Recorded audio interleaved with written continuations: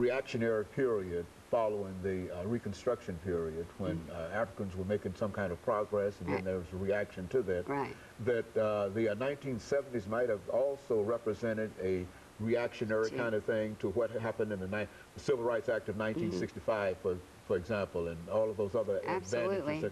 And so by the 70s, you were saying that that this all started up again, that the war on drugs was a well-orchestrated plan to legitimize the continued incarceration of exploitation of people of color.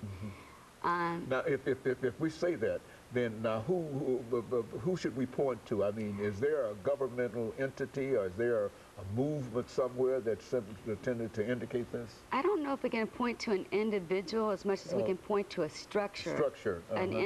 It's institutionalized racism now, and I think that's what makes it more dangerous at this point, is because we're assuming that the justice system is colorblind.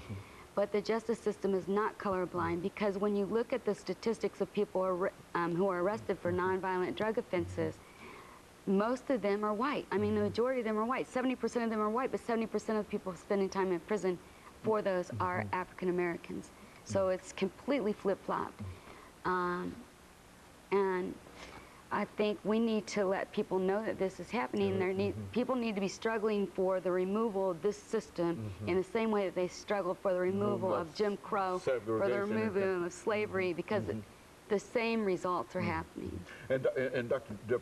DBurris-Kitchen, let me thank you for bringing that excellent information. And I think that we can really see some of the things that you're talking about in terms of the growing prison population today, and that certainly justice is not colorblind, but I think that the more we have an opportunity to expose, at least to talk about the kind of things that we're talking about here today, I think it gives us all an opportunity to be able to be more sensitive toward these issues, and especially more sensitive toward the situation that the African-American male finds himself in, because I think that, as you also know, that their population is also increasing in terms of unemployment. In every negative category that we have, we're dealing with a real problem within this population.